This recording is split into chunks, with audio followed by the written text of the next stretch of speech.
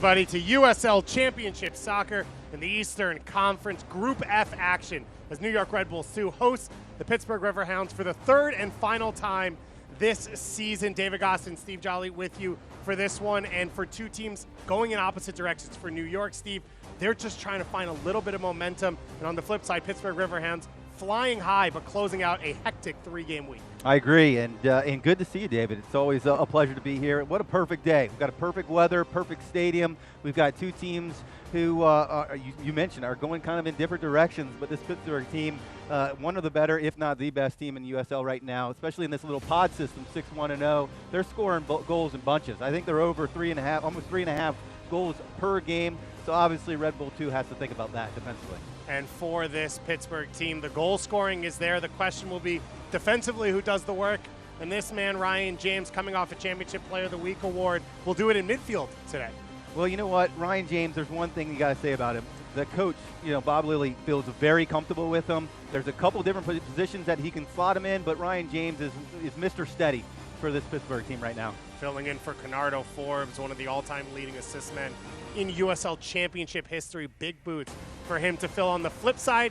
Filling in at center forward, this time will be a young man, Jake LaCava, for John Wolinek's side. Yeah, 2 goals and 3 assists. Jake LaCava is an active, big center forward. He's just one of those players that you put up top and let him create chances, and I'm sure today you're going to see him create quite a few chances. A double against Loudoun in the last game, New York's first win in a month in USL Championship action.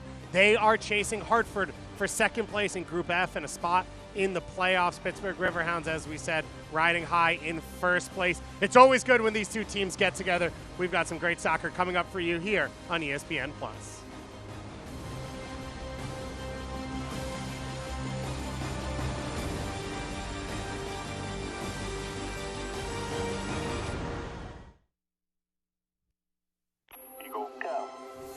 Go. FIL, go. Go. GPS, go. 15 seconds. Guidance, switch to internal. Come on, hurry up. All systems go. 5, 4, 3, 2, and lift off. Audi e-tron, the next frontier of electric.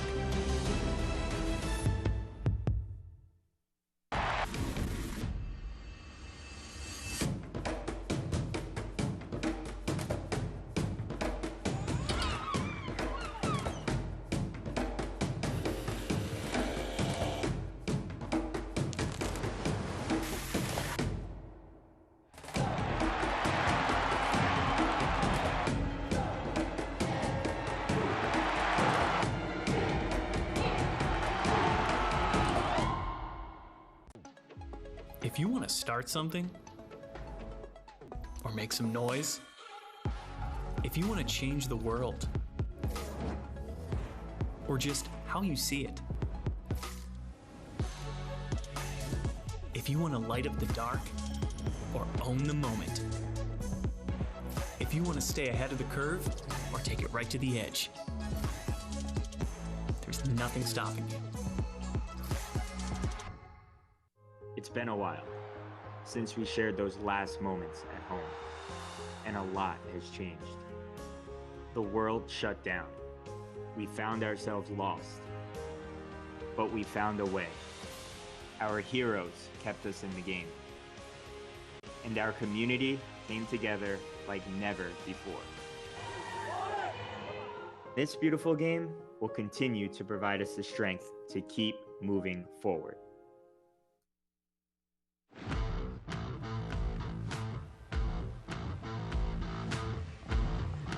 New York Red Bulls 2 hosting the Pittsburgh Riverhounds at Red Bull Arena. A gorgeous afternoon for soccer here in New Jersey. Let's take a look at the starting lineups for these two teams. And you take a look first at the Pittsburgh Riverhounds. 3 games in a week, so a number of changes for Bob Lilly's side, but the biggest one, as we mentioned, Ryan James, USL Championship Player of the Week last week. 2 goals from the left wing-back spot. Ray Lee will start there. James will slide into midfield, while Papa Mensah will start up top alongside Duba Santos, who has been one of the most dangerous strikers in USL Championship over the last few years. On the flip side, for New York Red Bulls 2 captains now down. Kyle Zayats and Sebastian Elmy out with injuries. So Chris Lemma will take the armband in midfield. Jake LaCava starting up in John Wolyniec. Yeah, former teammate John Wolyniec. He's done such great things here in this organization. Very well respected, not only as a coach, but as a person. Just good to see his success. And on the flip side, a man who knows each other very well. Some great matchups between Bob Lilly and John Wolyniec. Yeah, they've had some great matchups, and I can remember playing some of his old Rochester teams. And this is, I mean, look at success. 27 years, and I don't think he's had a losing season in 27 years. It's unbelievable. Our head officials for this one. You see there, Adam Kilpatrick will run the show from the middle as we're ready to get started. New York Red Bulls too, in their home black kits with the white shoulders going left to right on your monitors. The Pittsburgh Riverhounds in their orange kits, or excuse me, their yellow kits with black shorts going right to left on your monitors as well. And you mentioned John Wolyniec. He's done a lot of great things. New York Red Bulls too, his 5th year. He's never missed the playoffs. Yeah. Currently sitting outside, though. It's a weird season. It's a weird year. That doesn't need to be explained, but it's an interesting test for him now. It is an interesting test, to say the least. But if there's one thing that you can always rely on from Mr. John Wolyniec, he has his group. He has his locker room. People believe in him. And although they've struggled a little bit over the last couple of weeks, they got a good result the last time out there against Loudoun. And you would think that they would start putting the pieces together. And I think today is a great platform for them, knowing that they're playing against a Pittsburgh team that's one of the better teams in USL. For them to get a good result today would be absolutely huge for their confidence.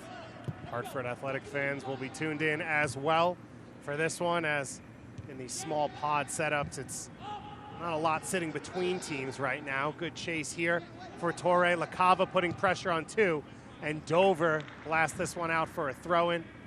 Jordan Dover, Ray Lee, and Ryan James all getting starts at the wingback spot this year for Coach Lilly. All of them played in Rochester for him, as well as in Pittsburgh over the last few years, and has been one of the strongest parts of what is one of the best back lines in the league, Steve, on top of the attack for this team.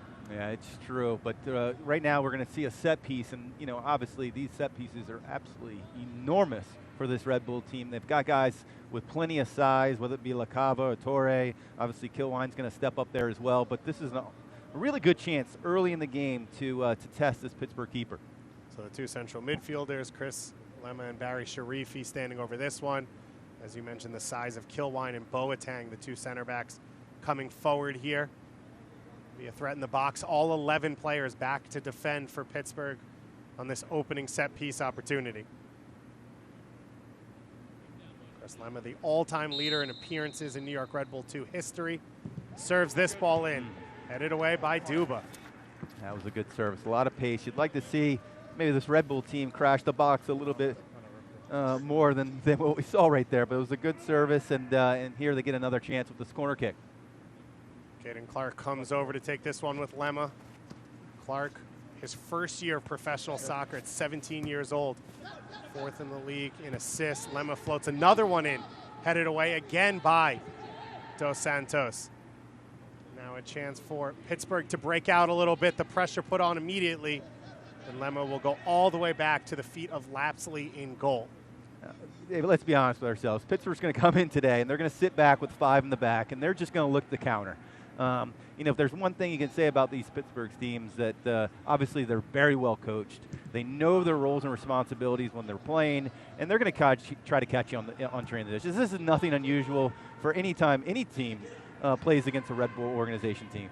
Clark with a good turn, opens it up for Tolkien.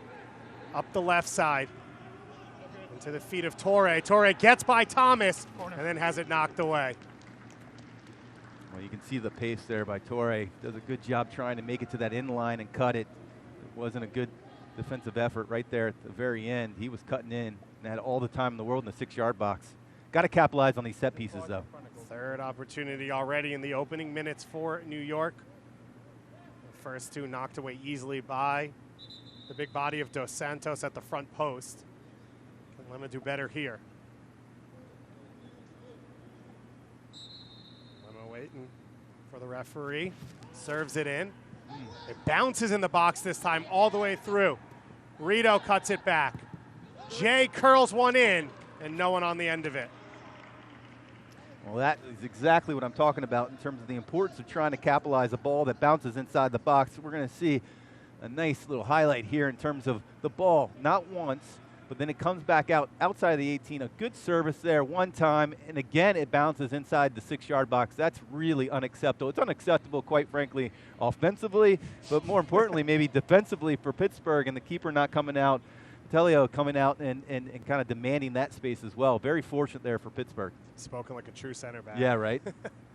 Through and through. For this New York attack, you have two 17-year-olds, a 15-year-old, and Sharif J at 22 years old in his rookie year out of Louisville is the veteran.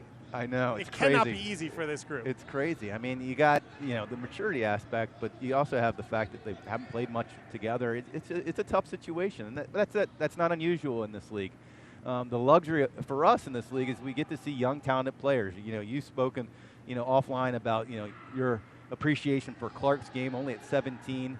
But think about guys like Lemma, who's you seem like he's been here forever. He actually has been here forever since 2010. Played in the academy team at age 14. But it's just a wonderful platform here to see these young players develop. And Lemma's still only 22 years old himself.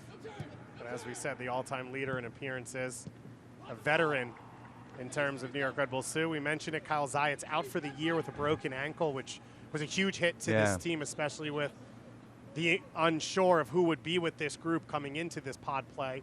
And now Sebastian Elney, who we're told is out working in training, but not able to return for this game, may be back midweek for the rescheduled game against Philly. Dos Santos trying to get around Kilwine. Kilwine knocks it off him. Good job.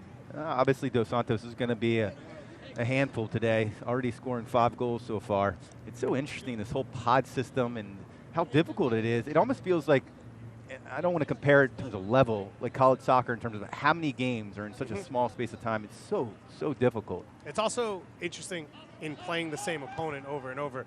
What do you change versus what do you learn about them? I talked to Bob Lilly about this. He said, we kind of oftentimes get stuck where you play the same team a few times in a month.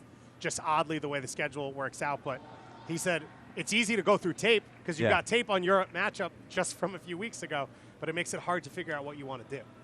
Yeah, it's true. I mean, it's not I mean, let's be honest. I mean, how many times have we seen teams kind of sit back, and it doesn't matter if it's at the MLS level or the USL level.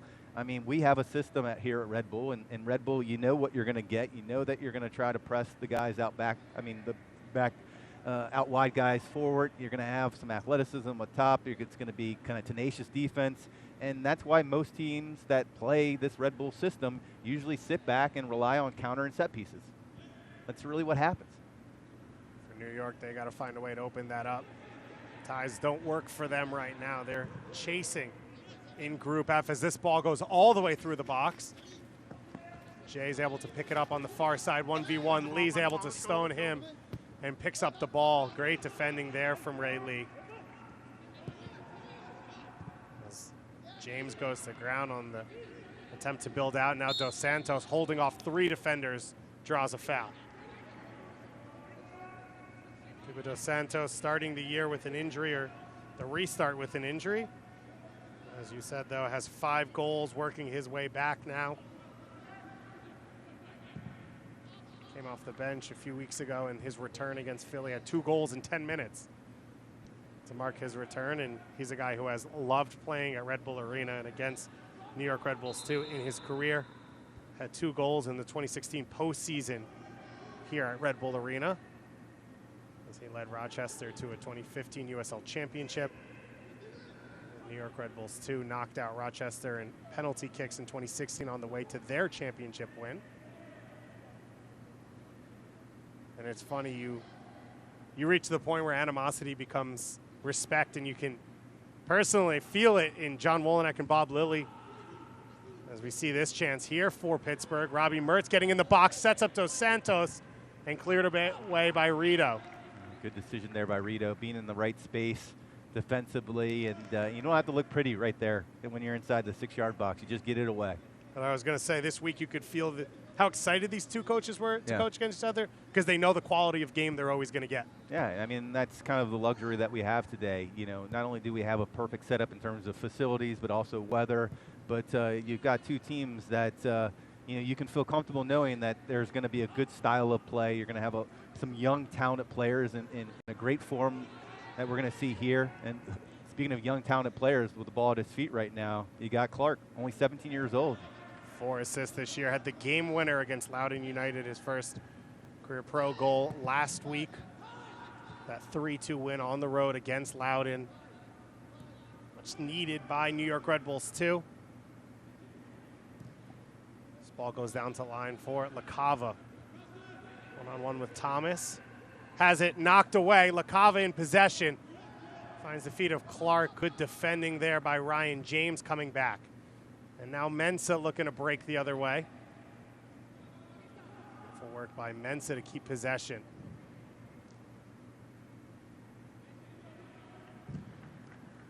Dover closed down. These two teams right on top of each other every time they pick up the ball early on.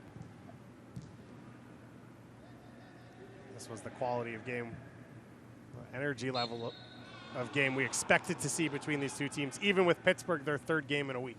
Yeah, for me, my biggest question about this Pittsburgh team was, how are they going to play without Forbes? Forbes, leading the team with 7 assists. He gets injured, quad. He's going to be out for a while. How are they going to change in terms of lineup? Who's going to step in? It looks like James is stepping in more of the 6th spot. Obviously, the coach feels very comfortable with James.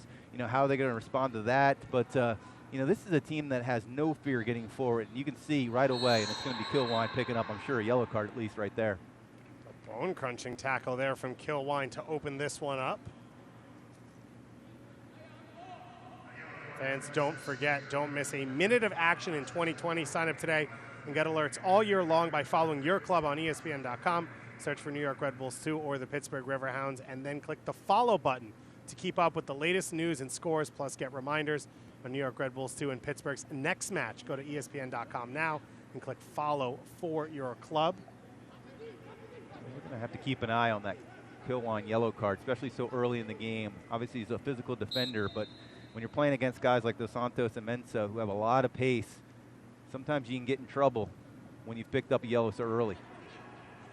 Free kick on short to James, and his shot easily into the arms of Lapsley for his first save of the day. That's exactly what you want when you're a goalkeeper. A nice, easy save to kind of get you into the game. Wallace Lapsley coming in his first year out of college. New York Red Bulls too. Maybe didn't know who would have such control of the spot coming into the season. The way everything worked out in 2020. He has been the lockdown goalkeeper when not suspended for red cards. As Mensa now pushes it wide for Mertz. Mertz, the switch of the field, just a little too long for Dos Santos. But you mentioned Canardo Forbes. Robbie Mertz is expected to take on a lot of the playmaking possession work that Forbes normally handles in midfield with his absence. I mean, you can't replace a guy like Forbes. I mean, it's just that simple. I mean, he's been too good for so long. That was a big miss for him to get injured for this Pittsburgh team. And obviously they're going to be a little bit different, but can they still be as effective without him in the lineup? And so far you can see they have absolutely no fear in terms of getting forward, being dynamic, at least in the final third here. Bob Lilly announcing this week it's expected 4 to 8 weeks for Forbes. 6 weeks would be the start of the playoffs in that 4 to 8 week time span as LaCava has it knocked away. Slide from Lindstrom keeps it from going out for a corner kick. Lindstrom, a big defender there in the Colonial Athletic Association. He was a 4-time superstar there. First teamer. Good decision defensively here to get forward and try to make sure that wasn't a corner kick. Reef J once again having Ray Lee lock him down. Lee, a big late addition for Pittsburgh.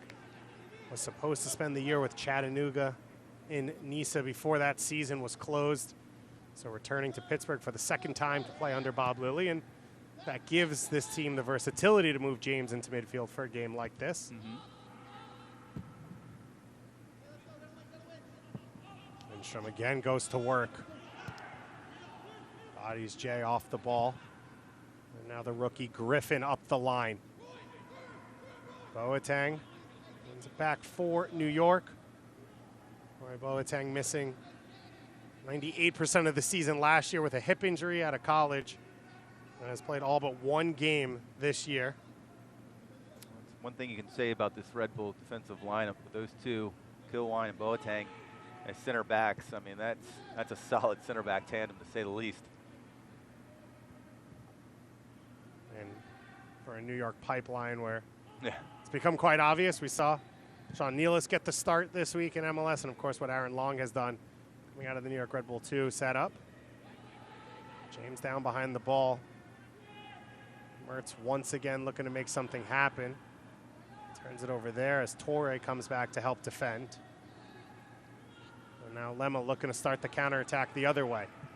This is when I think Red Bull is strongest, when they can get some width here and allow their outside backs to run. Rito just a little too long on that touch. Dangerous turnover there. Pittsburgh able to recover for a moment. Necessary foul there. Second yellow card to a Red Bull center back.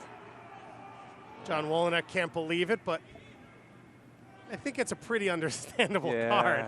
It's really something that you don't need to do. Both of the yellow cards are really unnecessary. And again, you got to be a little bit concerned if you're a Red Bull fan watching this game, seeing both your center backs picking up unnecessary yellow cards so early.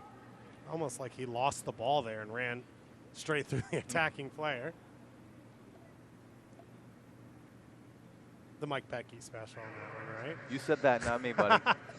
I didn't want to call it the Steve Jolly special here. I just had to think of another great Red Bull center back in the past. In the past, there you go. Way past. Listen, if you're not starting today, it's in the past. Yeah, I get you. Dos Santos with the big header. Falls to the hands of Lapsley.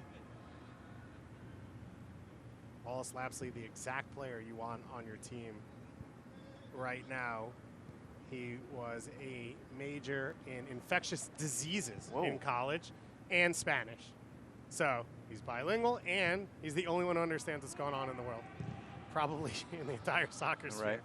So a big piece for this team, and what a huge opportunity for him at a UC Davis, getting the opportunity to be the starting man for a team that's had a lot of movement. Yeah. Evan Laura was the starter for a while. Ryan Mira getting minutes here and there, and now Mira starter in Major League Soccer, and Lapsley getting the full run at the USL level.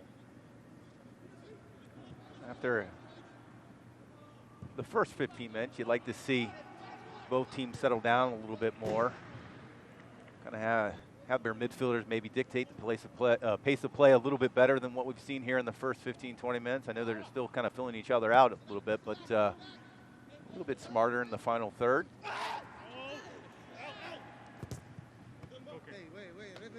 That one will go out off Rito. He asked for the card. Excuse me, for the corner.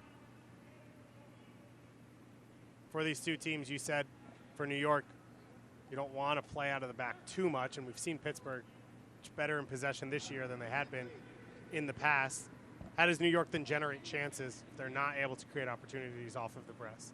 Well, you know, for me, it all goes back to where I think Red Bull at every level is successful, and that's, you know, not only are they trying to pick up the ball as early as possible with the high press and being dangerous in that respect, making it difficult for defenders to come the ball out of the back, but I also like them spreading it out. I like them being involved, at least the outside backs, Tolkien and Rito today, being engaged and involved in the play offensively. I think it's really important. It opens up the field of play. It creates more space, and then it comes down to LaCava and Torre. You know, those are big, you know, forward players, and Jay as well. It's just, you're going to start seeing at some point as the game kind of opens itself up, that's where the individual talents start really shining. And one of the things that I always look in these kind of games when I turn on ESPN Plus, where all the USL games, is who's the player that's going to put his head down and run at players and make life difficult for the defenders. Nothing drives me crazier when the final third, when people are constantly going lateral, You gotta, at some point put your head down, go up defenders, make it difficult for them, and of course you gotta test the keeper. You can't make their lives any easier. But this Red Bull team is usually the most successful when they're pressed. They've gained the possession of the ball high up on the field, and individual talented players usually kind of step up and kind of create their chances that way. We saw that dummy from Clark, the layoff there from LaCava. That's that talent you're looking for. As we've said, these aren't really guys who have played together. It's tough. A whole lot. Even when you talk about academy setup, Clark and LaCava just joining the academy over the last 12 months, so they aren't players who grew up playing together. Still looking at times for that level of chemistry. As Sharifi gets it through and the flag goes up against LaCava. And he didn't miss it by much. You can see Lindstrom down on the bottom of your screen, just barely holding them on. Like to see LaCava push as high as possible, as much as possible, make it difficult for those center backs. The more space that he can create, LaCava between himself and obviously Clark, the better. So, a good try there. Just barely missed.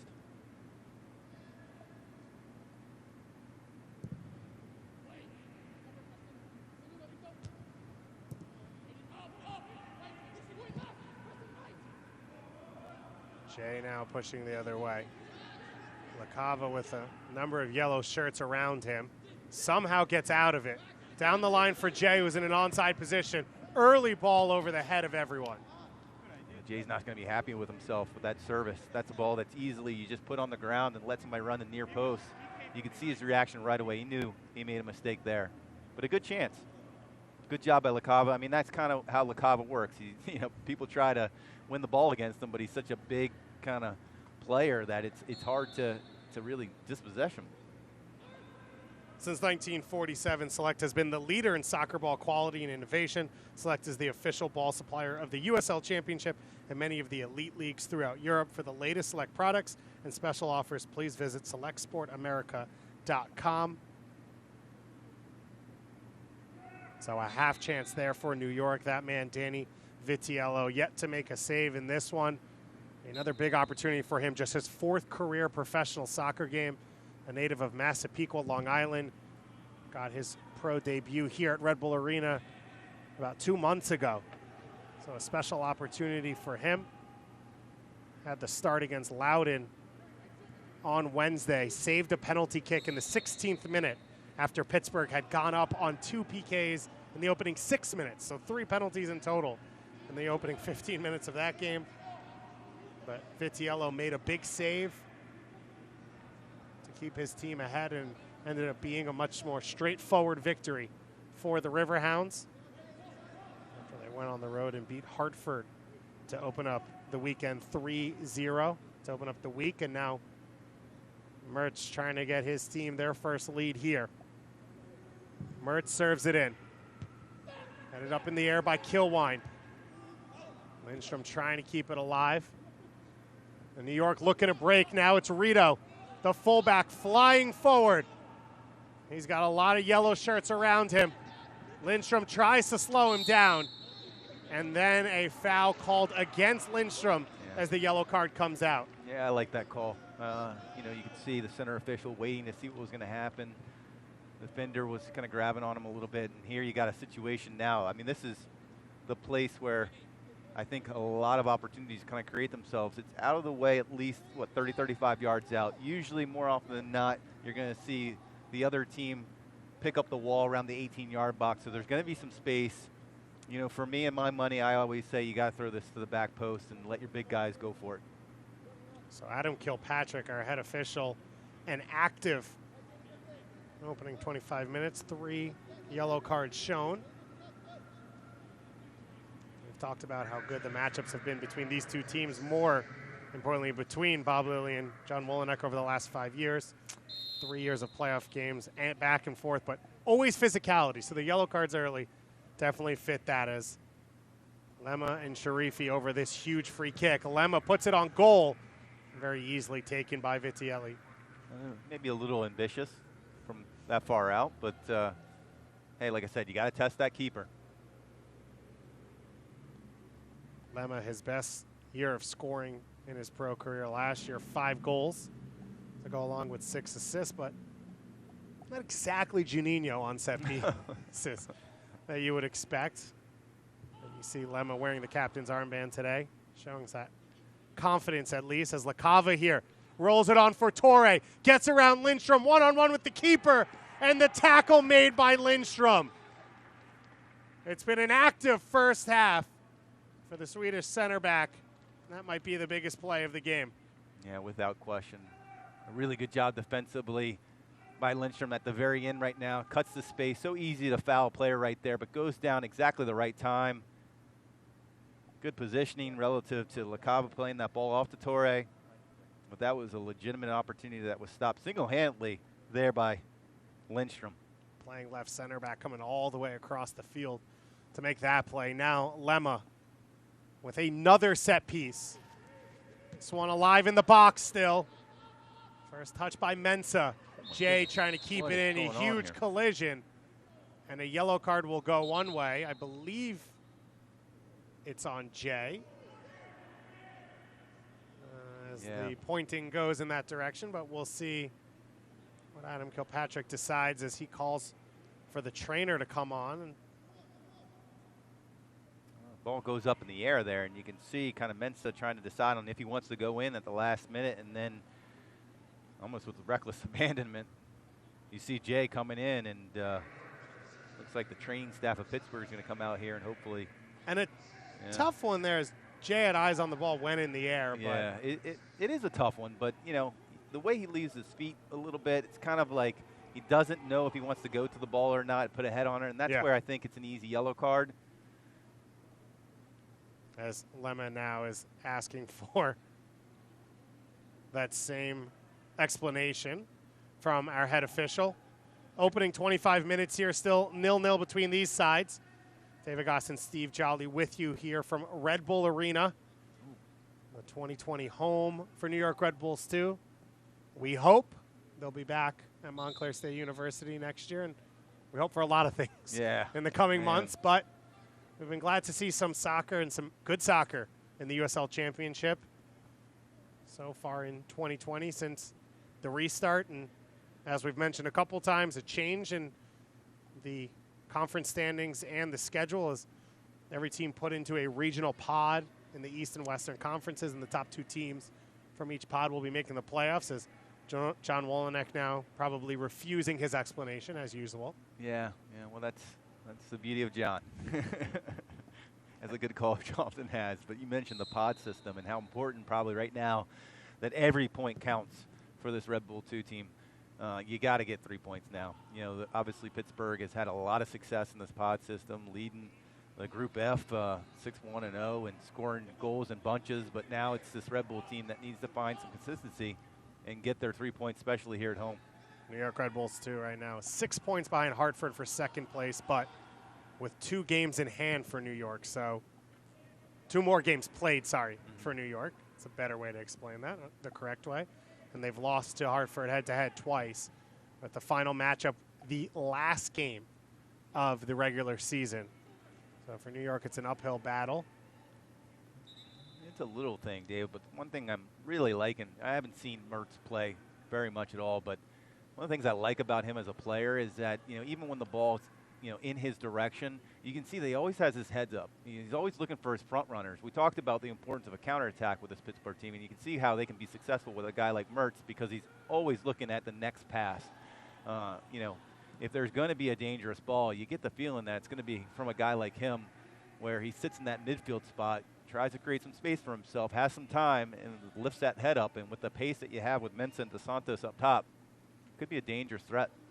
Mertz, 21 starts last year, 7 goals, 4 assists, and Coach Lilly felt like after the first 6 weeks of the season when he found his feet was when the team pushed forward. And as you said, all the things he brings, I've heard that New York Red Bulls looked at him as well, and Coach Lilly mentioned, we've lost players to New York, we've taken players from New York.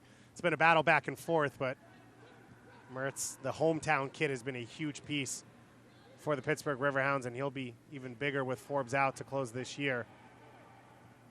As Pittsburgh flies forward down his wing. Turnover by Dover. Picked up by James.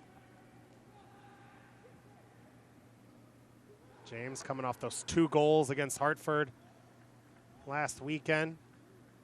He named USL Championship Player of the Week.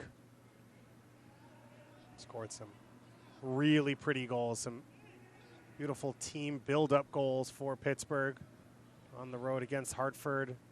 What looked like what would be a tight game between the top 2 teams fighting for first place ended in an easy win for Pittsburgh to show their level of dominance. James now battles for it. Sharifi coming away with it. Jay tries to let that one run, somehow gets through to him, and Van Keyeziel's over to cover. Cielo will go big down the field to clear his lines. Beautiful work there from Lemma. You have space for Rito. Rito now gets by Van Keyeziel. His cross deflected just over the head of Vitiello. And they'll roll out for another New York corner kick. I think that's a great example of what I've been trying to talk about in terms of the importance and the value of having an outside back that can get forward. So dangerous in those situations in terms of when they get forward, creating the space, and you can see his frustration right after that play. That was a good opportunity there for Rito. So hydration break coming here just before this corner kick will be taken at Red Bull Arena. New York Red Bulls 2 hosting the Pittsburgh Riverhounds in Group F action in the USL Championship Eastern Conference. David Goss and Steve Jolly with you for this one. We've talked a little about New York creating chances. On the flip side for Pittsburgh, what do you think the conversation for Coach Lilly is right now with his guys? You'd assume he'd be happy with what he's seen. Yeah, I mean, we're 30 minutes in. They haven't given up a goal. There was some chances that were a little shaky there in the first 5 or 10 minutes, but they've started to settle down themselves a little bit more. I think they have to be a little bit better in terms of possession coming from the back line to the midfield. I think they've obviously got a very talented midfield when you know, guys like James and Mertz, Griffin there as well. But, so there's no concerns in that respect. At the end of the day, I personally think, as we kind of mentioned at the top of the show, it's all about set pieces and counterattacks, right? They're going to push numbers like crazy when they have the opportunity for the counterattack. What I'd like to see, at least from the Red Bull side, is when you do have that kind of dominating press and you do win the ball, when they're pushing numbers like forward, how good are you with the reverse counter kind of thing? If reverse counter is something that I just made up. But, like, how do you respond to the fact when the ball comes to your feet? Can you take advantage of numbers? And that's where I think, continue to think that success on the outsides, whether it be Tolkien on the left-hand side or Rito, we've seen quite a few times here in the first half on the right-hand side. That will be, and usually is, always a difference maker whenever you watch a Red Bull organization. If you're on the road and you can't watch the match, you can turn on Sirius XMFC, North America's only 24/7 source of soccer radio, featuring Ray Hudson, Tony Miola, Rodney Marsh. Fans of the USL can now listen to the best matches of the week, along with action from MLS, the EPL, UEFA Champions League, and more. Sirius XMFC, channel 157 on your Sirius XM radio and the Sirius XM app. You mentioned the options on the counterattack. There is an ace up Coach Lilly's sleeve that he didn't have the last 2 times these 2 teams met. In Albert Dikwa, coming over from Cameroon, got caught up with basically everything else. It's gone. But 1 appearance, 1 goal off the bench this week against Loudoun. Yeah, I will tell you that I've spoke to a couple people before the game, and they were saying if there was going to be one quote-unquote difference maker off the bench, it was going to be Dikwa. So we're going to see him, I think, factor in at some point in this game. Obviously, he's kind of trying to get into the match fitness, everything that was happening in terms of trying to get him over because of COVID. So it's been a little crazy, but, as we start up this restart right here, again, somebody's got to take advantage of these set pieces at some point. So Lemma to serve again. Puts it on the ground to the feet of Tolkien. Back to Lemma. Closed down by James. Tolkien now to put the ball in. It's flicked on at the near post. Vitiello tries to save it. He does not, but it goes out for a goal kick anyway. So 2 things that drive me I was waiting crazy. for that. You ready, buddy? I'm glad we have the fiberglass between us. 2 things that drive me crazy. Embellishment inside the box obviously drives everybody crazy. But the short corner, somebody's got to have to explain the short corner thing to me on why teams do it, because I can never understand why so many people try this short corner. It just doesn't seem effective to me. Spoken like someone who gets up the field 3 times a game and has to run the full 60 yards back if the corner kick's not good. There's always an agenda in terms of what I was saying. But again, I mean, especially when you have guys like, Boateng and Kilwine. I mean, these are big players. Lacava, like, put it in the box. Let them run at it and just battle. Yeah. I don't disagree with you. I could push back. Okay, that's fine. If you want. No, it's fine. You know, that's I would the beauty say of with some zonal marking, if you reshift where the service comes from, you could change some of the angles. But, again, if you hit a poor ball, it doesn't really matter what you do. Or if the ball even gets there at some point, right? Dos Santos now trying to lead the attack. Pittsburgh trying to do a little bit better with their possession. Mertz in the box. Dos Santos wasn't able to get his body over that ball, but a good piece of build-up there for the Riverhounds. Yeah, I mean, this is kind of textbook. You know, you got a situation there where James steps in, wins the ball. They do a really good job in the final third in terms of possession. Mertz, again, you know, he gets the ball, and right away he knows where the opening is with Dos Santos, and Dos Santos can be a very dangerous player, obviously already with 5 goals on the season. Dover stepping forward to win the ball high up the field. James now with the switch, knocked down. Pittsburgh seems to have come out of the hydration break with a little bit more aggression to play a little higher up the field. And now they're going to have a situation here where this is like, you know, A1A. You got to take a shot here. Direct kick, 25 yards out. This is test keeper 101 right now. You see Mertz and Papa Mensah standing over this one. Well, this is the one that everybody kind of hangs out after practice. Everybody gets a chance, tries to do upper 90 for a good half hour after every practice. So, you know, I assure you, no matter who steps up to this, most likely Mertz, you know, they have tested their chances quite a bit at literally every practice. Now, the first game, these two teams matched up. Skylar Thomas from a similar spot scored a goal on the back post from a cross ball, but as Steve said, this one's going to be attempted to be put on frame. As this goes on. Mensah sets this one up. Lapsley in goal. Hasn't been tested much so far in this game. It's like Mensah. Mertz and Mensah standing over it together. Mertz does clip it to the far post. Van Kayazeel puts it in, but the flag goes up. It was a creative play from Pittsburgh. They caught everyone, including Steve, off guard.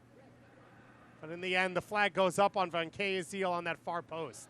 Well, we're going to see just how close this was, but, man, that was a smart play. Again, I'm really liking this Mertz player. Plays it to that 6-yard outside box, and, man, that was a close one. Again, we see that. I got to tell you, man, I think that's onside there, Dave. It's a tough angle. It looks like Rito was the deepest player as Pittsburgh restarts the attack now, and Lapsley comes down with the cross. It looked like Rito on the far side was the deepest player. That was close. That's the question mark. It was a similar play to open up the scoring here for Pittsburgh early on in June. A good turnover forced here. And right now, Tolkien, after clearing that ball, yelling at his teammates in the back. Chaotic times right now for New York. Yeah, you know, this is the big moment. I mean, you're taught when you started playing soccer, especially when you start playing travel soccer, coach tells you all the time, you never give up goals in the start of the first 10 minutes or the last 10 minutes. So for Red Bull, as they're kind of, you know, on their heels a little bit, you know, the last thing you want to do is give up a goal here in the final 10 minutes of this first half. Kilwine steps forward. Drives the ball up the field, but misses Sharif J. Jay's created some half chances for New York. The biggest opportunity of the game falling to Yaya Toure. That's what he goes by for New York Red Bulls, too. Just a 15-year-old academy player. 16 years old.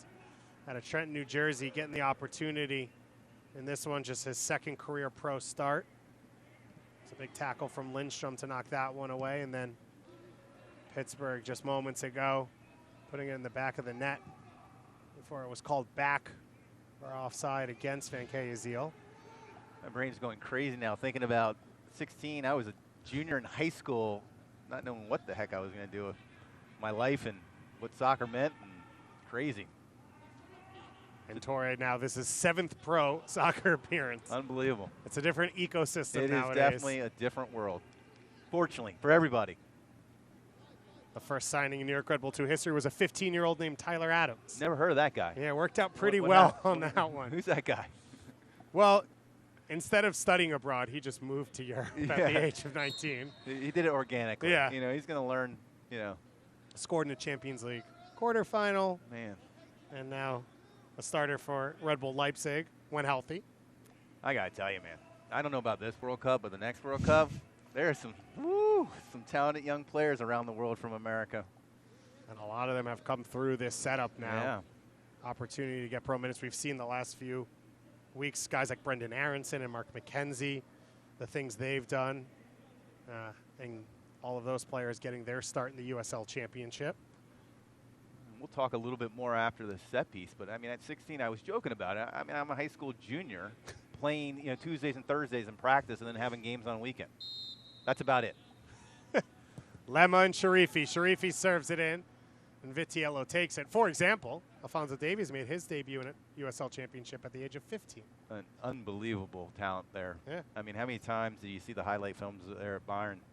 Him on the left-hand side, absolutely no fear getting forward. Love seeing that. And I think that's kind of the difference maker in terms of where I see, like, my constructive criticism of American soccer as I kind of look at it is, like, the reason why a guy like Pulisic is because he has absolutely no fear running at players. And that is so hard to defend when players have that confidence to just run at players and just make it hard for yourself. Dos Santos here in space.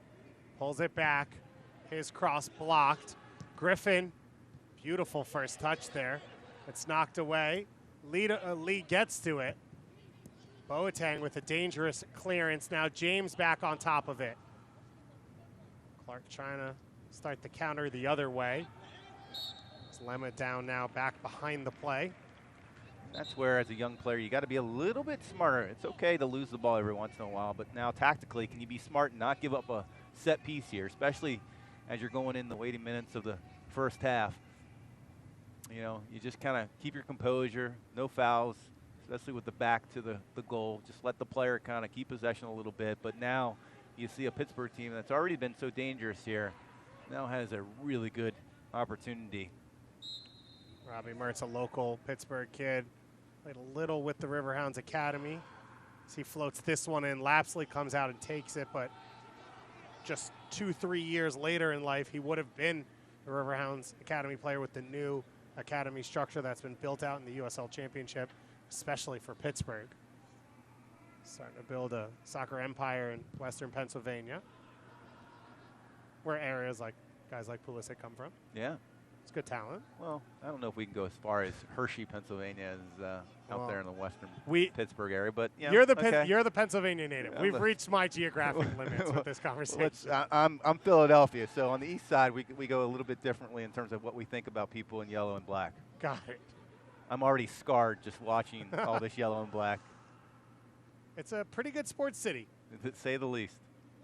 Pittsburgh Eastern Conference regular season champions last year under Bob Lilly, looking to go one step further this year. They started the year, or the restart, with the come-from-behind victory in the opener of the Lynn Family Stadium out in Louisville to kind of put their marker down of who they'd be in 2020. And as Steve said in the open, they're currently on pace to set the club record for goals per game at over 2.5 goals on average.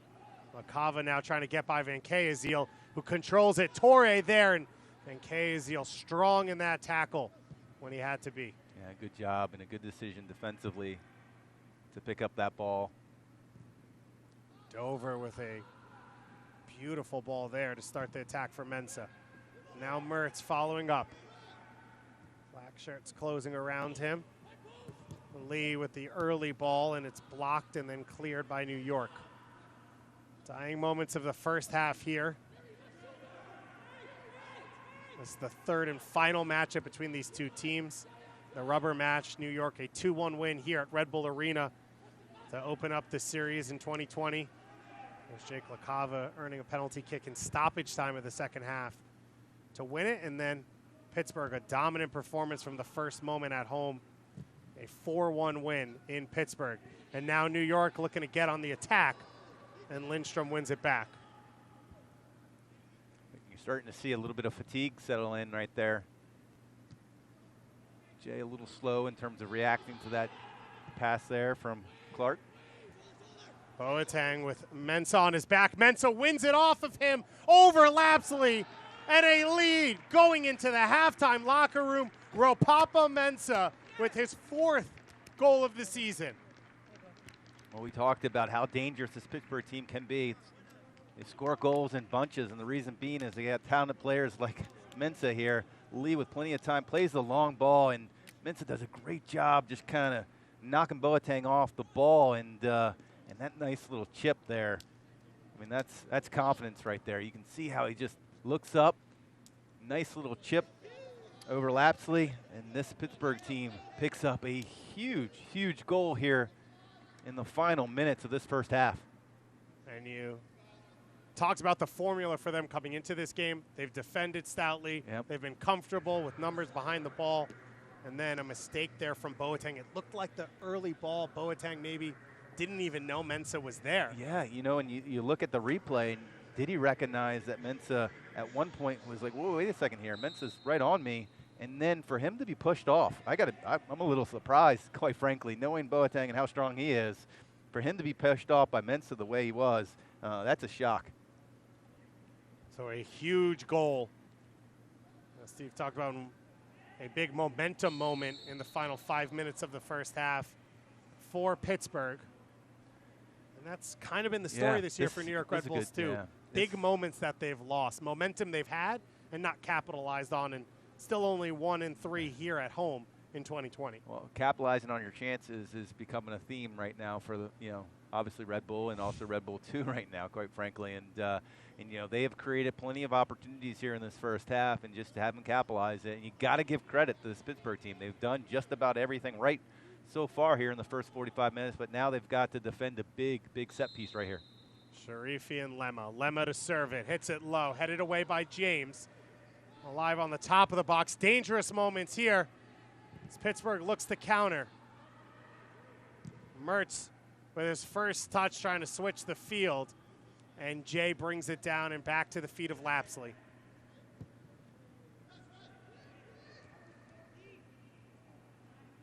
Lee goes down, holding his midsection behind the play. Play continues, and this is a big moment here. Yeah. And it will be a yellow card for Edgardo Rito, the 5th yellow card of this first half. Yeah, that's an easy decision by the center official. You can see he leaves his feet. I think it may have been more awkward than it looked. Yeah, and I Rito, think that's the reason why you didn't see a red card or anything like that. He didn't come up.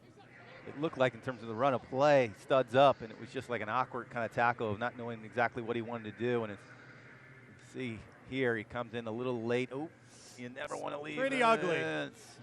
Now that we see the replay. Dos Santos back up on his feet, walking up to be an option on the end of this set piece. I'm going to tell you, I've seen plenty of red cards thrown when you leave your feet that way. Might be a little fortunate that it's only a yellow card right now. Lindstrom down the field for Mensah. The lone goal scorer so far in this game. Mensah carried the load at center forward as Dos Santos worked his way back from injury. Talking to Coach Lilly this week, we asked him about where does Mensah fit in now that Dos Santos is back. And he talked about his versatility, how he could play as that lone center forward or off the forward, on the wing. He's done a little bit of it all so far this year, and so far today he has been the difference. The 1-0 lead for the Pittsburgh Riverhounds heading in to the halftime locker room.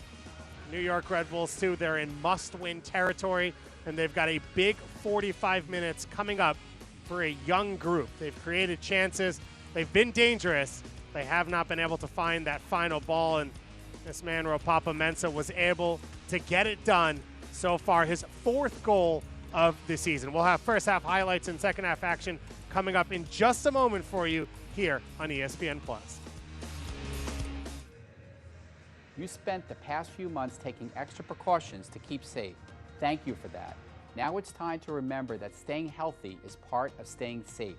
At Hackensack Meridian Health, we've taken safety cleanliness, and screening to new levels of excellence, giving you the peace of mind to return for necessary surgery, emergency treatment, pediatric care, as well as heart and cancer screenings.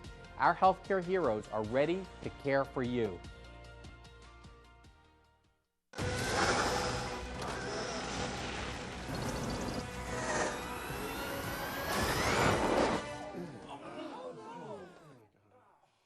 Whoops.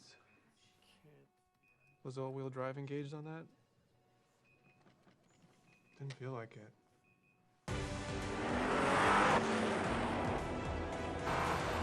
Quattro all-wheel drive. There's nothing like it in the universe. If you want to start something, or make some noise, if you want to change the world, or just how you see it, if you want to light up the dark, or own the moment, if you want to stay ahead of the curve, or take it right to the edge, there's nothing stopping you.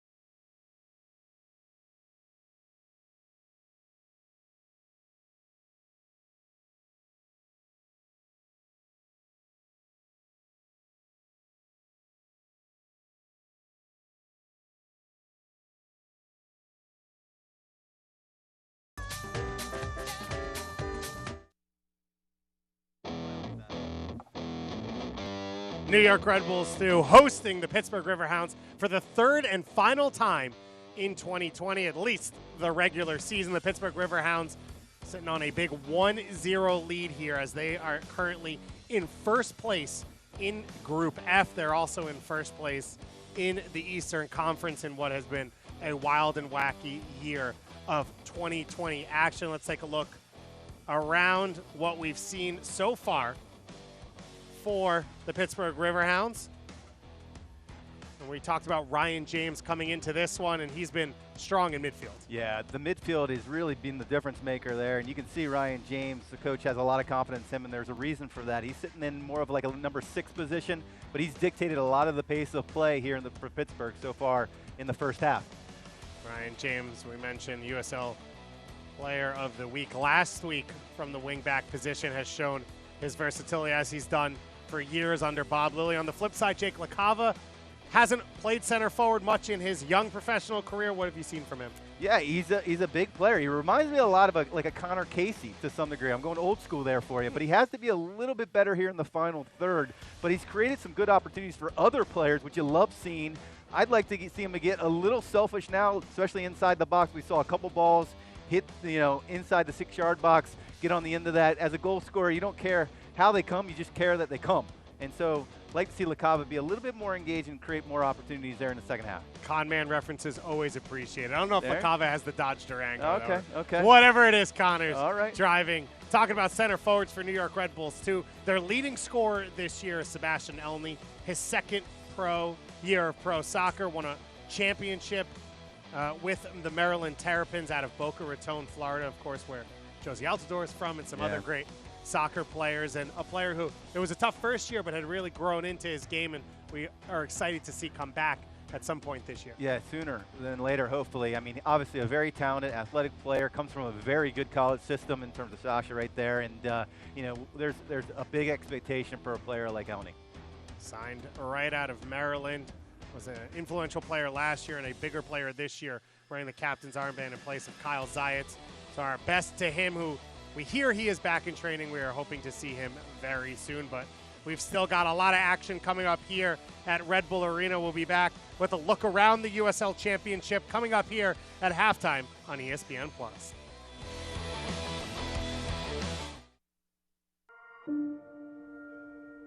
The United Soccer League and its 47th championship in League One clubs stand united in support of diversity, inclusivity, equality, and compassion. Together, we can make a difference. Together, we can create change. Together, we are united against racism,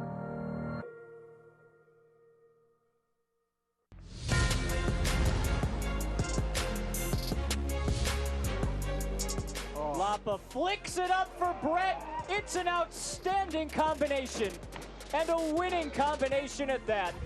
Now out wide to Aiden Daniels. Daniels one-on-one, steps away from the jam, curls and scores! 6 bodies in the box to aim at. Flipped and saved by Parker. There's a chance now. Opportunity, finds the back of the net. Stavros Zarakostas. Our first McDivitt corner kick of the second half, and there's another save from Abe Rodriguez. What about this show from the goalkeeper? Into the box it goes. It's Ortiz on the half volley. And Charlotte take the lead. He'll step into it, over the bar, and he scored! Great shot by Cuevas as he sent it over the wall.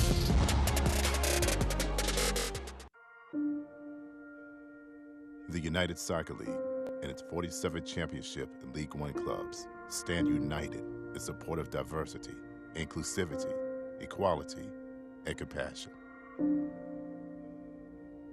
Together, we can make a difference. Together, we can create change. Together, we are united against racism.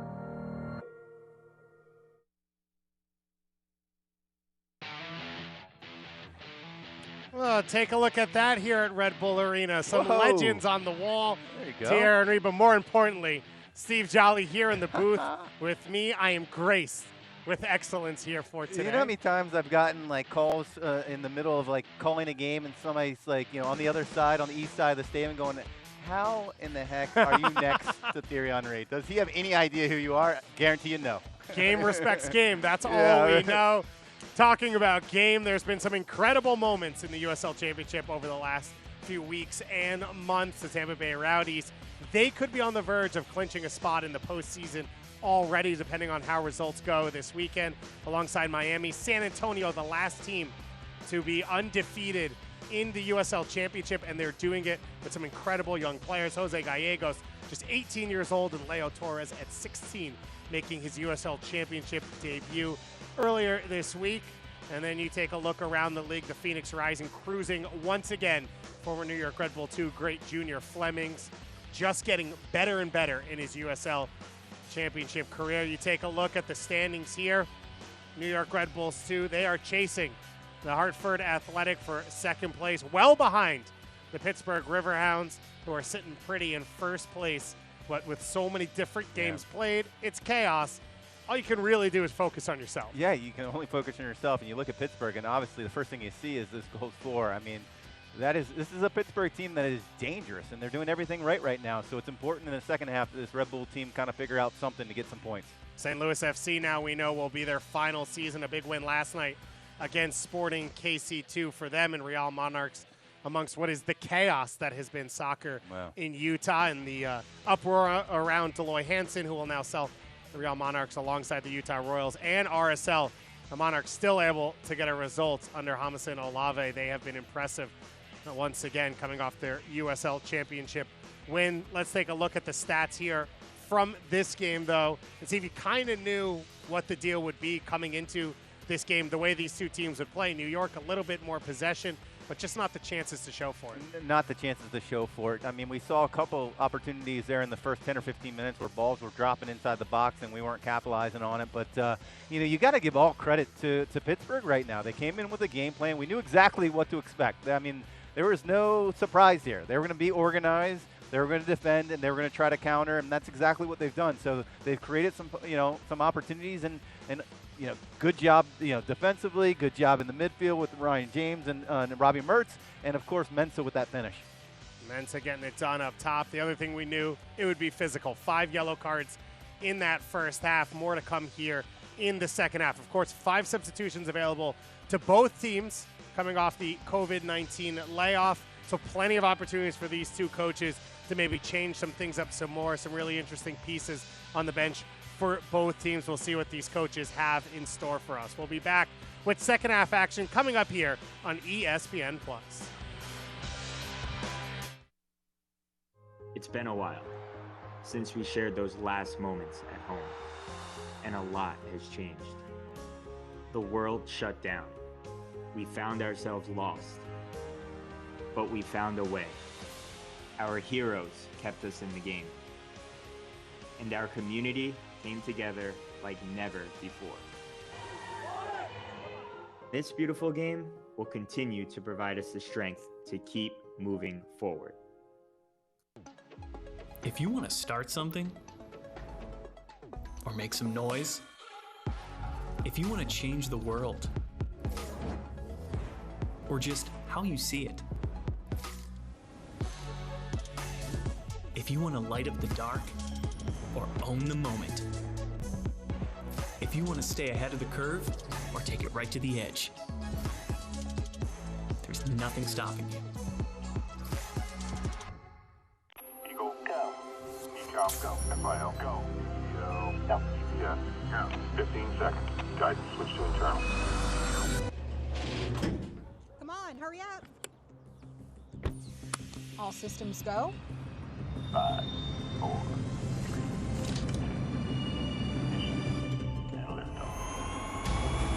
Audi e-tron, the next frontier of electric. You spent the past few months taking extra precautions to keep safe. Thank you for that. Now it's time to remember that staying healthy is part of staying safe.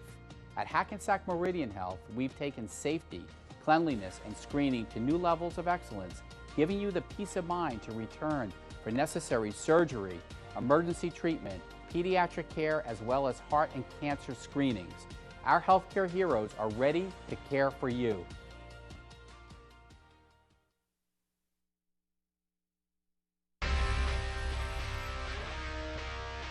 The lights are on at Red Bull Arena. It is a gorgeous Labor Day weekend afternoon for soccer. The Pittsburgh Riverhounds enjoying this one so far. David Goss and Steve Jolly with you on the call. Let's take a look at the highlights for New York.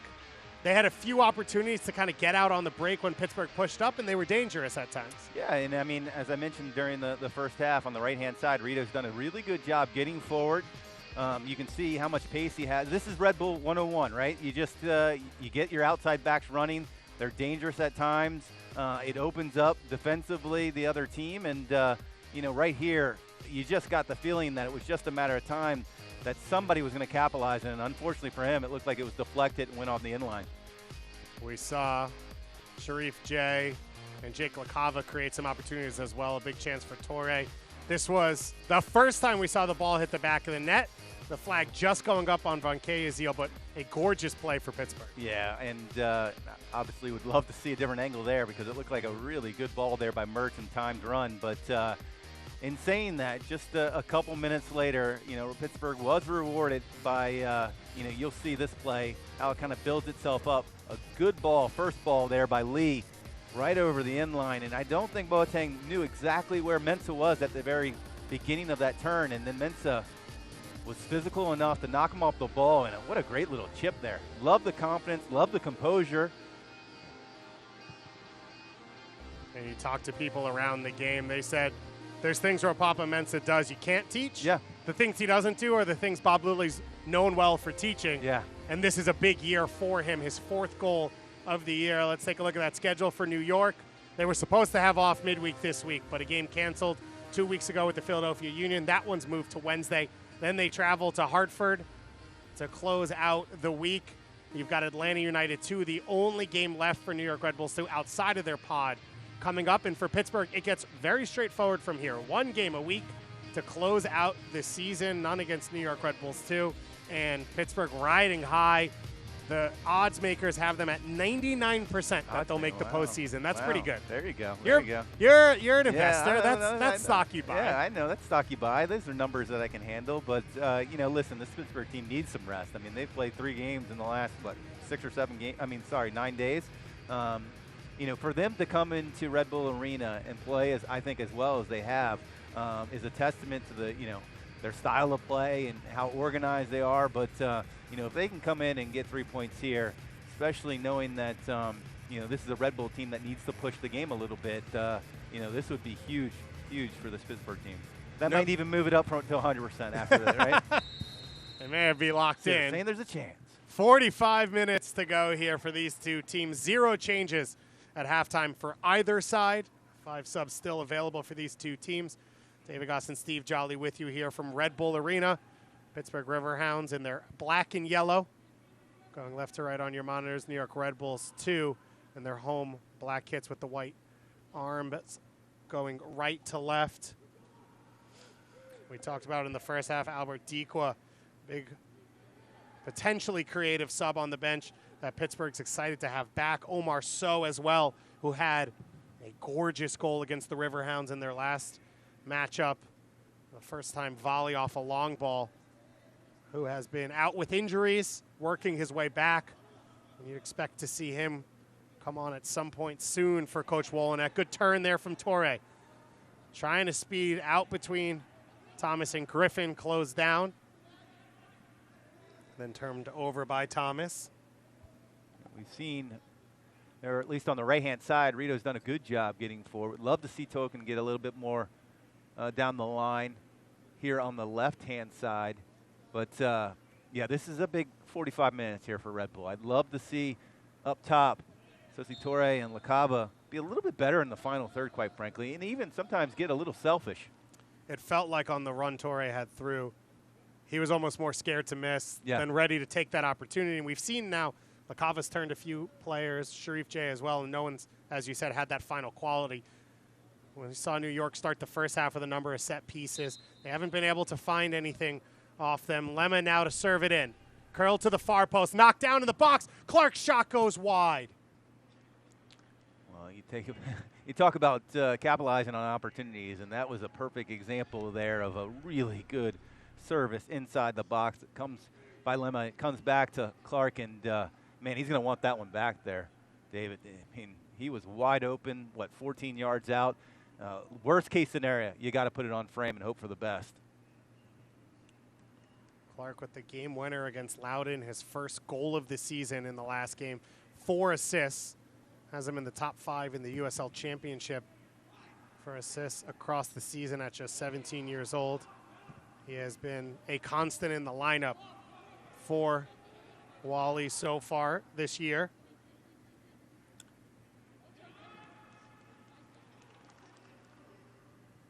We've talked about it for New York.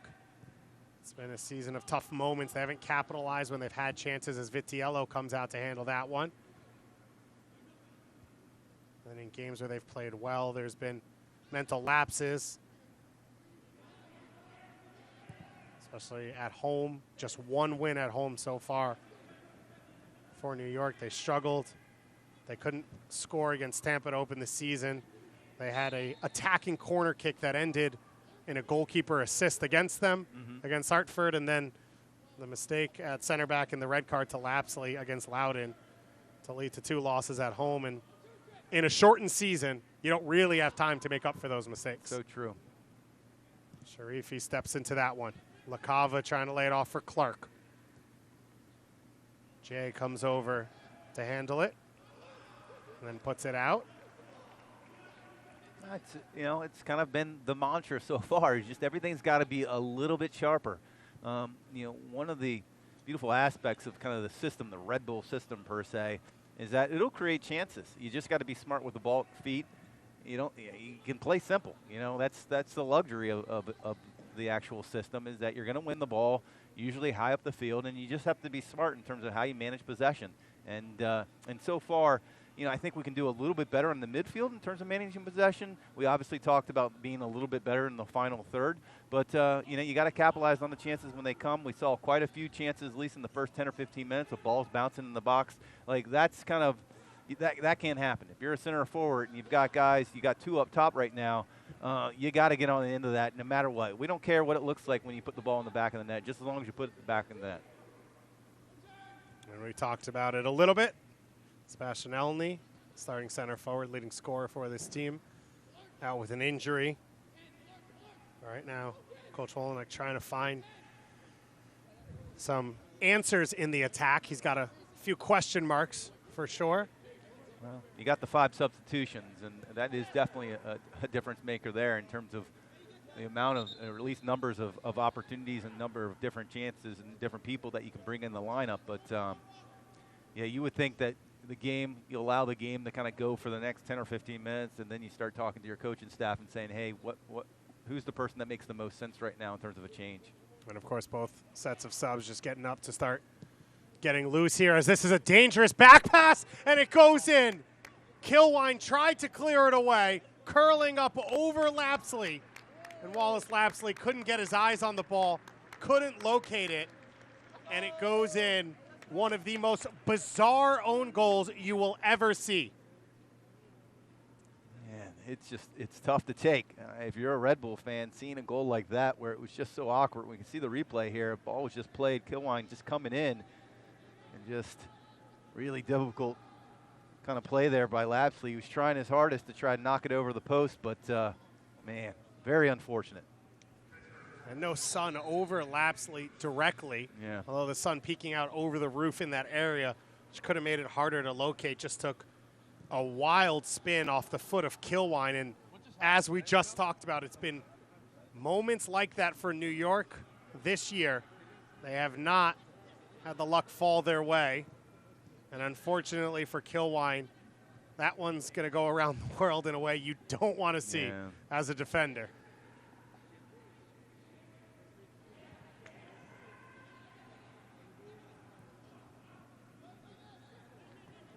Well, the game will definitely open itself up now. That's, you get in these situations where you go down 2 goals here at home. That's when it really comes to fruition in terms of, okay, now we got to think about pushing the game a little bit. We got to get forward a little bit more. And, man, you can't really say enough about this Pittsburgh team. They just keep on scoring goals, over this little pod system. They've played 7 games, and they're averaging 3.29 goals a game. It's a talented offensive force that the Pittsburgh team is right now, playing with a lot of confidence. Well, they came into this game as the second highest scoring team in the league. They are currently the highest scoring team in the league until Phoenix gets a chance to play as well. But those 2 teams about 10 goals more than any other team in the USL Championship. So a clear difference between what Pittsburgh and Phoenix has done and what the game everyone else is playing. Yeah. So a huge opportunity for New York. They trailed by 2 goals down a man here at home in their last game, and it was actually Kilwine who stepped up with a big goal to pull this team back into it. New York wasn't able to get all the way back, losing 2-1 in that one. For a guy like Kilwine, you've played the position. It happens. How do you now mentally get yourself back into this game? It takes a while. I got to be honest with you. Especially when the ball's on the other side of the field and you're just like kicking yourself. But, those kind of situations unfortunately happen, as awkward as it is. And now you just got to make sure that you don't dig yourself a bigger hole by giving up another goal. They say it's the dreaded 2-goal lead. I don't really understand that in any capacity. 2-goal lead is better than a 1-goal lead. Exactly. And no-goal lead. Exactly. I mean, at least for us, in terms of the fun side of looking at this aspect, is that more often than not, it really opens the game up, and you're going to see a Red Bull team that just is going to have hopefully no fear in terms of getting forward, because whether you lose by 2 or whether you lose by 3 at this point, it doesn't really matter in this situation. But this becomes a big moment for Pittsburgh in terms of managing this 2-goal lead. So you would assume that guys that have a lot of experience, like James in the middle of the park, and guys that we've talked about many a times, Mertz. They become really important because they're the guys who kind of have to manage that midfield, because numbers are going to start running like crazy now for Red Bull. Corner kick coming here for Pittsburgh. So who's the leader now in this Red Bull team in terms of who's going to be vocal, making sure that everybody kind of stays in it, because the game's not over when you got this much time. But if you give up a goal here, then you get really worried. And it goes off the post, and it's in, and the flag goes up. Ropapa Mensah thought he had his second of the game. May have put the final nail in it. And I believe he was offside off the header from Dos Santos. Yeah, we're going to be able to see that specific play. But the reason why I said that, David, it's like I'm looking down at the corner kick, and I see nobody really actively engaged and being vocal. And I got a little worried. And very fortunate for Red Bull that they didn't give up another goal there, because it didn't seem like anybody was taking kind of that leadership vocal role of making sure that everybody was kind of tuned in. And we can see here the ball, yep, it does Looks like he's already in an offside position, but it was close. It looked like Rito may have actually been on the far side holding him on. And then pushed up at the very last minute. Yeah, unsure. Always awkward. One of the awkward things with corner kicks as well is sometimes the goalkeeper's past that last man. Yeah. And you forget that it's two players. You just always assume the goalie's there. Unfortunate their second big offside call against this Pittsburgh team. Yeah, I think you're right. I think that's the second time we've seen tonight where there wasn't an offside, but we got the Red Bull got the call on their behalf there. Thought that Rito was kind of stepping up a little bit, but when we saw the replay again here internally, you could see that he was a little slow to step up, and it looked like Mensah was onside there. Mensah called off, has one goal already. The own goal here in the second half, doubling the lead for Pittsburgh. New York looking for a lifeline right now. LaCava chasing Thomas. Handled well once again by the Canadian. Skylar Thomas has stepped in place of last year's USL Defensive Player of the Year, Joseph Greenspan, who's out in San Diego, helping start things with Landon Donovan. And Thomas has stepped in and played really well throughout the year. And here's the thing. You get the numbers, you get possession, you get the numbers ahead. Are you smart with the play? 1 and 2 touch, keep the ball moving. Obviously, Pittsburgh is going to get numbers behind the ball. Just you got to be a little bit sharper there. Clark losing possession and then having the foul go against him. Free kick coming here for Pittsburgh.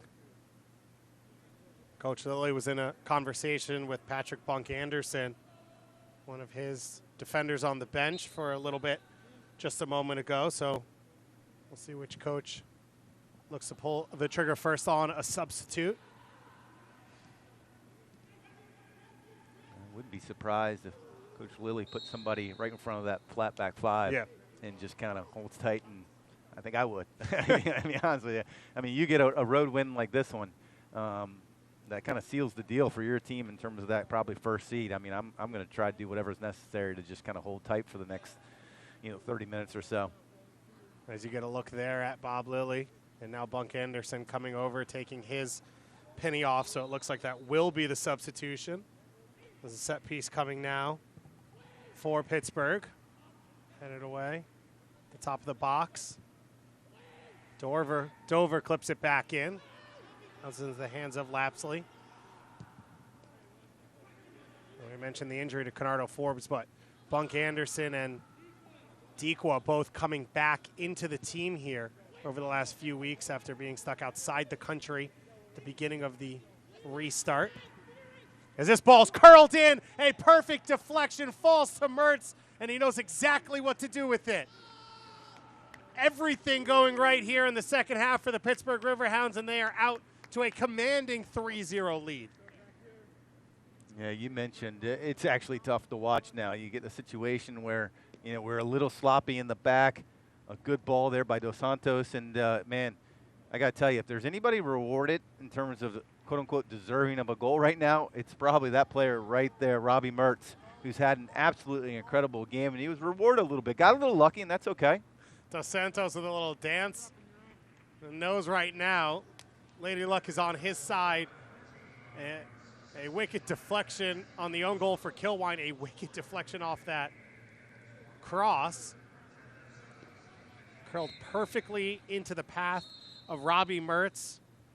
And Mertz didn't need to be asked twice. His 5th goal of the season for the 23-year-old Pittsburgh native at the University of Michigan.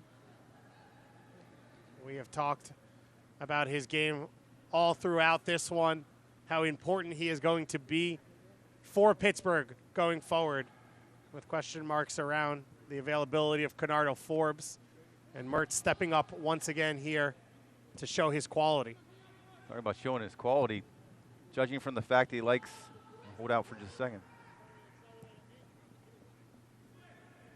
Talking about Mertz, judging from the fact that he likes going to the University of Michigan and now Pittsburgh, sounds like he likes wearing yellow. So Nashville and Columbus, you might want to start thinking about this guy.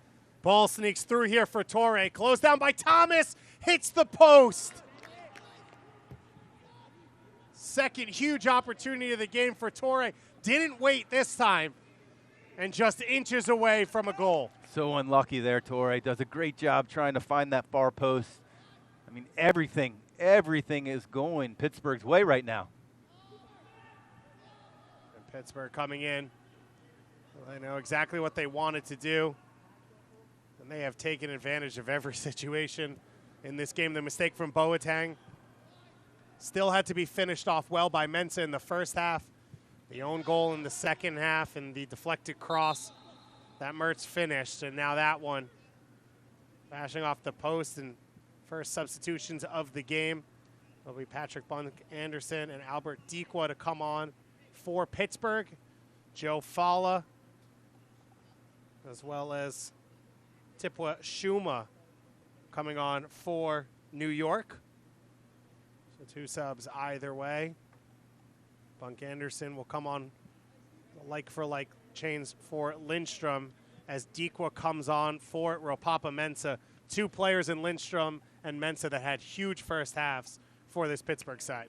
Yeah, I mean, it's just, you look at what they did defensively, Lindstrom did defensively in terms of the first 10 minutes or so, came up big with some good defensive plays, and then Mensah, obviously so talented, picks up that first goal, and man, knowing that Pittsburgh now can go to a guy like Dikwa, who, you know, from all that we have heard, you know, here's a difference maker. Here's a player that went on, is so dangerous. So still plenty of time, obviously, with almost 30 minutes to go for Red Bull. But, you know, it seems like this Pittsburgh team right now is just reloading.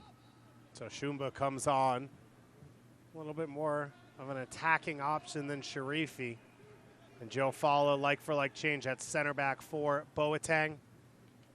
Fala, his first year at Ramapo College, was one of the leading scorers in the nation as a center forward, is now making the transition to defender. Started the year at left back and has now filled in the last few games either from the start or off the bench at center back.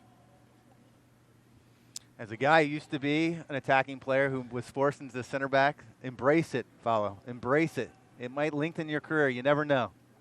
And for a guy, for Fala, where you could understand the fascination, standing at 6'7". Yeah. Good with your feet. Like, I mean, that's like gold. Coach Wolinek's got a lot of question marks. Not happy right now. I've seen that face in practice sometimes. He has not had that face on a whole lot in his 5 years with New York Red Bulls, too. He has never missed the postseason, but New York Red Bulls, too, looking for the light at the end of the tunnel here as this one's floated in.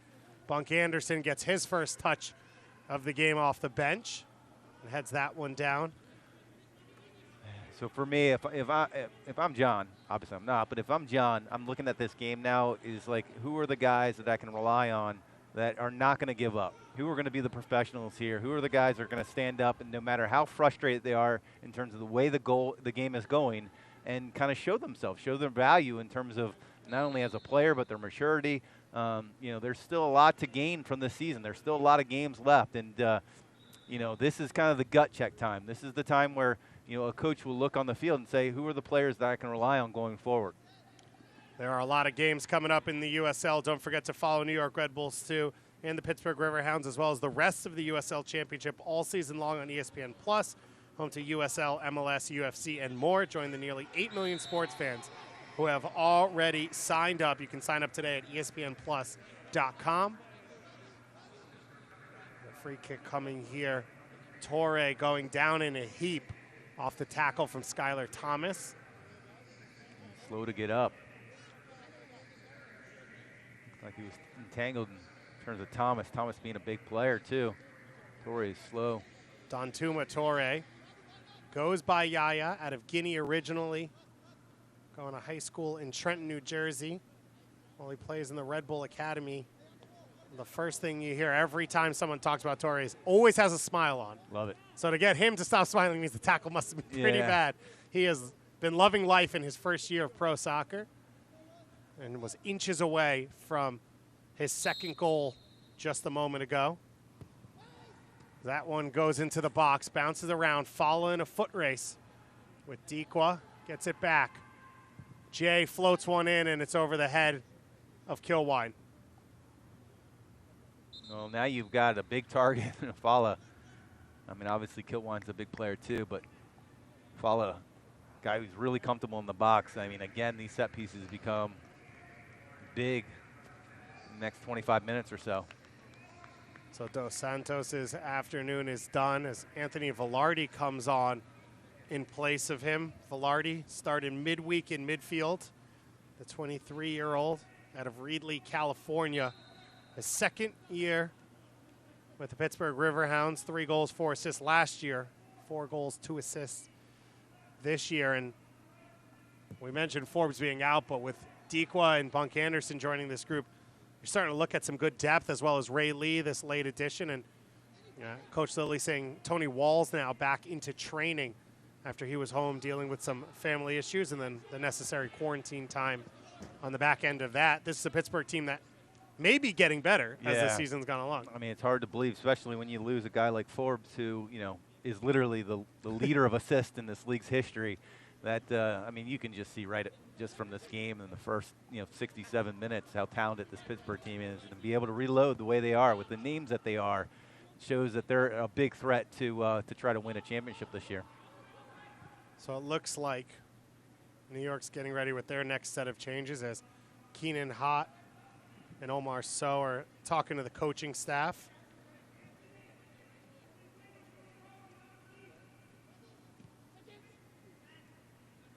This one bounces around. Hott, of course. The last name many will be familiar with, as I believe it's his uncle, Sachi Hott, who played for New York Red Bulls. And Keenan now, this will be his 3rd appearance in his first year playing with the professional side on loan from the academy, as Lee steps up into the play, turns it over to Clark. Clark pushes it wide for Rito. The line now for Jay, and Bunk Anderson over to close it down. Battle in the corner, and Bunk Anderson comes away with it. New York looking for a lifeline here. 2 good examples of just how not sharp in the final third there. Rito with a bad pass, and obviously no reason in terms of how the waiting was there. And then another opportunity just seconds later where the ball was just kind of played out of bounds. You just got to be sharper in the final third. So that'll be it for Caden Clark and Jake LaCava here today. 2 young players with a lot of responsibility coming into this season.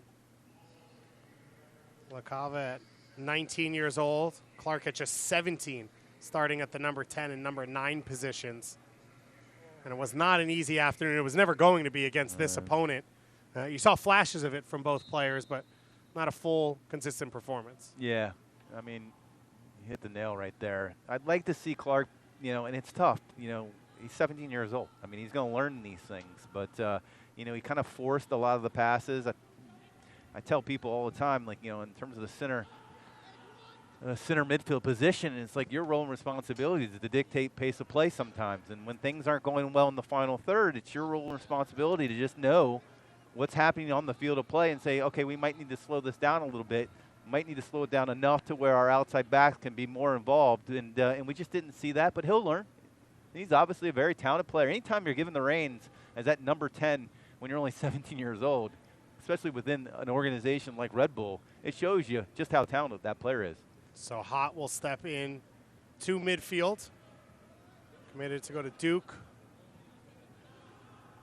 Spending, as we've seen now, the opportunity to play pro soccer before you've even gone to college. Then you can choose to still go to college, or if you get a professional deal, take that as well. And Omar Sow, who did take that professional deal with signing with New York Red Bulls 2 last year. One of the promising young players in the Red Bull system. 2 goals in 6 appearances last year to open up his pro career, and 2 goals already this year. This now his 8th appearance. He will go in at that center forward spot. Vitiello, a much more enjoyable return to the tri-state area here today. A 3-0 lead.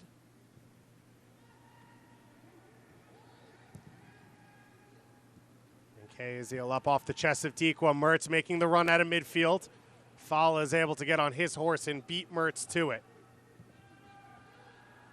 And now puts Rito under a little bit of pressure. James showing his versatility all over the field. And Velarde just could not get that under control, but Coach Lilly's excited about that midfield with Velarde. Griffin and Mertz, 3 players who like to get on the ball, want to connect, play kind of close together. They can control possession well, or he brings Velarde off the bench and can sit and counter through the other guys. Yeah, I mean, we have the luxury of sitting up here on the 6th floor of Red Bull Arena, and so we can see the spacing in terms of what's happening with, Griffin and Mertz and James and Velarde, and, you could tell right away that this is a very organized team. Griffin now looking to get into the box. Dover holds up play into the feet of Velarde. Now Lee coming forward from left back. Able to link up, get into the box. Lee's cross is blocked by Rito. He asked about who would step up, maybe leaders for New York. If there's been anyone, it's been Edgardo Rito in this game. Yeah, I mean, at the end of the day, I mean, sometimes games don't go for you, technically and tactically, but the thing that you can always rely on is, your interest in the game and your passion for the game and showing some enthusiasm for the game. And when you look at who your coach is and John Woniak, he personified that. Let's be honest. I mean, here's a player who gave it all every time he stepped on the field, and that's what he expects right now. Mertz curling that ball in. A collision between Pittsburgh players and cleared up the field by Hott. Battle in midfield now. Torre comes away with it. James closes him down now. Vitiello in a foot race, and he gets there just ahead of So. Goes down under contact. Omar So trying to take it quickly with the keeper out and wasn't able to react quick enough. His teammates not recognizing the moment there. And now New York will go all the way back to Lapsley.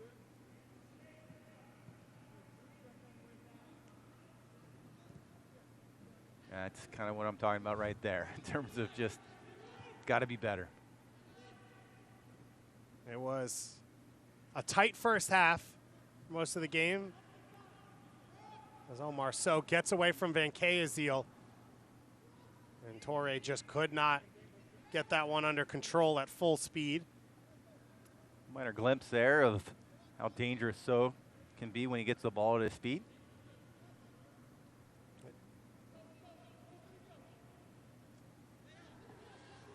The USL's elite pre-professional platform, USL Academy, allows clubs across the USL to build a pathway to pro soccer by bringing together top local youth talent.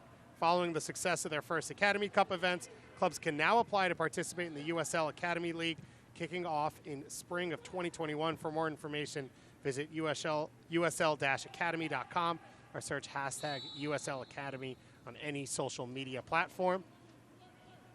We talked about all the Academy players out there on the field right now. Torre and Hott, Shumba, as well as some of the guys in the starting lineup.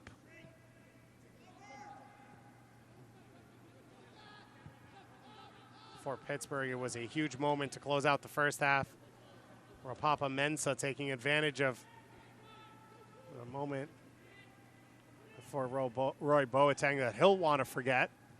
Mensah, though, with a very difficult finish. And that was, you talk about that quality in the final third. It maybe wasn't set up perfectly, but Mensah, with pressure around him, 2 defenders closing, a keeper has that chip in his bag, comfortable, and that lead really changed everything. Well, a couple things you like about that. A, the physicality of it, being able to knock off a player like Boateng, and then to have the confidence, inside the box to do a play like a chip, just shows kind of his quality. And that was a big play at a big time for this Pittsburgh team. Going into the halftime locker room, Pittsburgh came out. They got the own goal from Kilwine in bizarre fashion a few minutes into the second half, and then a deflected cross that Mertz put into the back of the net to make it 3-0 moments later. And then Torre hitting the post a few minutes after that, and you could kind of feel the energy come out of New York. They've made some subs, and down 3 goals now. They have sort of pushed forward for the game. But for Coach Wolenek now, you've got a hydration break, 15 minutes left a game like this. What's your message? I'll go back to, here's the thing that you could always rely on when I was fortunate enough to play with John, is that whether it be practice or games, John never quit. Never quit. I can tell you that in practice because I always had to play against him. He never quit. He was a pain to play against. And as a coach, in all the conversations that I've always had, I mean, you're trying to build professionals, right? I mean, that's his role and responsibility. It's can we get this player to the next level? And in these situations, when things aren't going your way, the next sign of maturity is, okay, can I change what's happening to my team and what's going on? And it might be an individual effort. It might be communication. But at this stage, 15 minutes in the game, you got to show something. And right now, it's getting sloppy. You can see the reaction, just what we saw there in terms of the players saying, come on, guys, let's do something here. This is John Wolenek, as we can see right there, saying, it's got to be better. It's got to be sharper. And let me see something. I mean, at the end of the day, let me see something. Be professional here. It was interesting to see the two groups. You had Pittsburgh, in a huddle as a team around Coach Lilly in New York, kind of shoulders down. Everyone sort of looking at the water bottle to see what could possibly be in there and what could be going on. John Wolenek talking specifically with Torre and Tolkien at the end of that one, 2 of the young players on the field. But Coach Lilly coming into this game said, I like a lot of what we've done. One of the things I'm looking for, though, is a little bit more consistency in midfield. Possession when we have it, not turning the ball over, controlling that part of the field. And I think in a big win on the road, what it looks like will be, I think he's seen that next level of progression as this game's gone along. Without question. One of the things that I really, really like about Pittsburgh right now is they're just so organized. You can see that every person that comes on the field with their substitutions as well really knows their role and responsibility, and you don't see that very often with young players. Sometimes it's individualized so much, and they know that their success is going to be dictated not by individual talents per se, but it's going to be sort of like a system, like a Red Bull system, and they have a system and it works, and they take advantage of big opportunities, and we saw that with Mensah, and we've seen it with Mertz a couple times here. We might see it with Mertz again. Goes wide for Dover. Velarde and Dikwa in the box. Dikwa's header off the post. What an opportunity for Albert Dikwa. Looking for his second goal in his second game of the season. And a bullet header almost finds the mark, and now So's touch just a little too long on the counterattack. Man, what a play there where you see Mertz gets it out wide. A good service inside the box, and Dikwa gets on the end of it with a header, and man, this is definitely a Red Bull team that just kind of wants to get out of here in the next 10 minutes. Was a little surprised by the power Dikwa generated on that header from that angle, from that position. And as we've said, this is a player that the Pittsburgh coaching staff is really excited to get involved. Came off the bench against Loudoun for his first appearance of the year on Wednesday and scored a goal. Isn't 90 minutes match fit yet, doesn't matter if he can do things like that when he comes in and almost creating a fourth for the away side. Yeah, poor Lapsley right now is about to lose his mind. And as goalies, you never know how much mind is in there because they're all crazy a little bit. But I feel nothing but empathy for him right now. It has not been a fun afternoon for him. It's been a tough season in general, as Bo Cummins looks like he'll be the final substitution for New York, their 5th sub in their 3rd stoppage.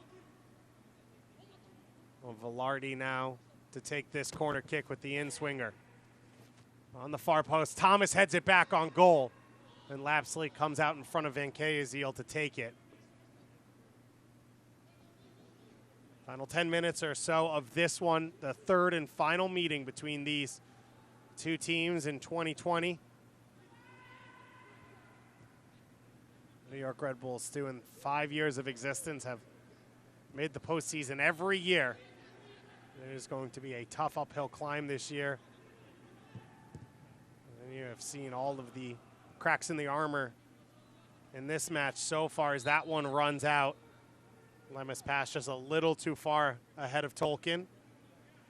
Tolkien was a guy, Steve, that New York's really excited about, signed to a homegrown deal down in Orlando with the first team for MLS's back competition. Still just 19 years old himself and had been coming into it, but we just haven't seen him get on the ball in this game. I haven't seen him have a lot of confidence getting forward. And I got to tell you, if you're an outside back. Jay flicks it by one defender and covered by Van Keezel. I'm saying if you're an outside back in this country, you want to get picked up by Red Bull because, man, let me tell you, you are given the green light when you're an outside back for this organization. So, hopefully he'll feel a little bit more comfortable and confident going forward. But he's got a great opportunity here long term, being a left-footed player on the left-hand side as a left back. We've seen a lot of really talented players filter through this system, so he'll get another chance. So Cummins comes on here, has played at left and right back, a two-footed fullback out of Minnesota. I'd say Tolkien, probably the homegrown player that's had the most hype around him since Tyler Adams for New York. Completely opposite player. Yeah. He's, a soccer savant, they say. But not maybe the natural athleticism where Tyler had both combined. But Tolkien's had a good start to his young career. Tough day today. Now Cummins gets the opportunity for a few minutes.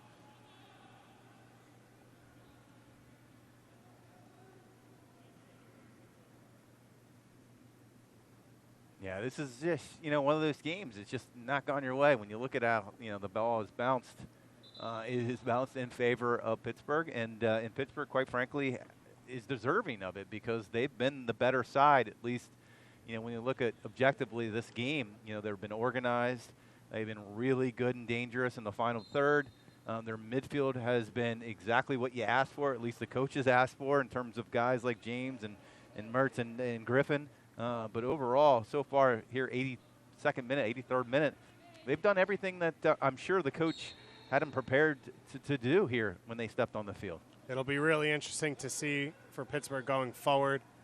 I think we feel safe in saying they'll be in the postseason. They've played a couple games outside their pod against Indy 11, St. Louis, and Louisville. And they lost to Indy 11, drew St. Louis. Those look like they might be playoff teams. If not, it'll probably be Louisville in their spot, who they beat. So that's one part of the Eastern Conference. Birmingham Legion this year under Jay Heaps and Tommy Sowen have been much improved from what they did last year. So that would be an interesting matchup between two teams that maybe have more established veteran players. And then the Tampa Bay Rowdies and Charleston Battery right now cruising in Group H. Could be a fascinating matchup as well in the postseason. So a lot for Pittsburgh to still work on going forward. This one gets into the box for New York. It seems like a team that's set up to contend with anyone in the Eastern Conference to try and get to a USL championship. It's going to be a fun final month or so of the season for New York Red Bulls too. We said at the rescheduled game coming up on Wednesday. They then have a match versus Hartford. The game versus Atlanta United 2, and they close out with a home game versus Philly on the road against Loudoun at Segra Field. And then a final game here at Red Bull Arena on October 4th to close the regular season against the Hartford Athletic. And for New York now, they're going to be scoreboard watching anytime Hartford steps on the field, but they've got to figure things out themselves. Yeah. There'll be two more substitutions coming for Pittsburgh. Rovia getting ready. It'll be interesting how this Red Bull team responds on Wednesday night to a game like this where, you wanted a good game. You wanted to get a good result against a very good team, obviously, especially the 3 points. Things haven't gone your way. So, again, how do you respond? Can you pick up some 3 points, really valuable 3 points against the Philadelphia Union team? Fowler trying to chase down Dikwa for Philadelphia, of course. Chaotic season themselves with the positive tests in their group a few weeks ago. Forced their match against Hartford to be rescheduled, as well as against New York Red Bulls 2, returned with a loss against Atlanta United a couple days ago. And We hope all the best for everyone in the Philadelphia Union setup. Marlon LeBlanc taking over for that Philly 2 team. Put together some really impressive groups at West Virginia, has produced a lot of professional players out of West Virginia, including some on the Philadelphia Union.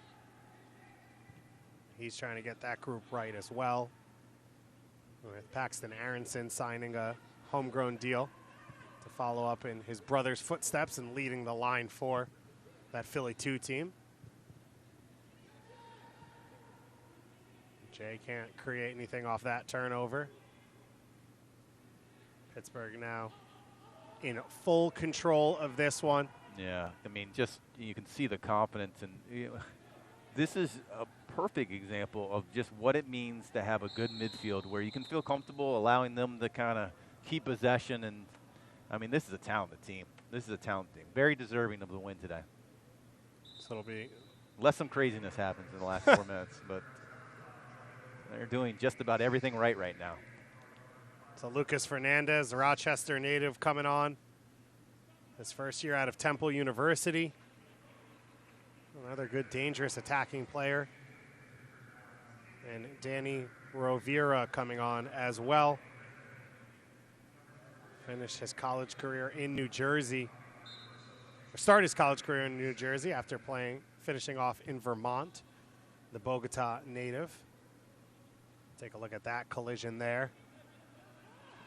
It's going to be a happy bus ride back to Pittsburgh for the Pittsburgh Riverhounds. Fernandez, his first touch off the bench. He's got Velarde in the middle of the field if he can find him. Closed down by Fala. He's forced back a little bit to Rovira. Back into the feet of Fernandez. Fernandez already 2 goals in this young season, his first of his pro career. Jay stepping forward, gets by Lee, puts that pass behind Omar Sow. Layoff there from Hott. New York tries to find an opening. And the shot blocked by Shumba.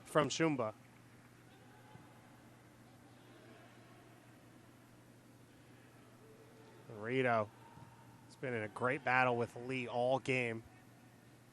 What an addition Ray Lee has been for this team now. His 5th appearance of the year after leaving Chattanooga. Played for Pittsburgh in 2018. Was at Rochester before that under Bob Lilly. They're coming out of the Philadelphia Union.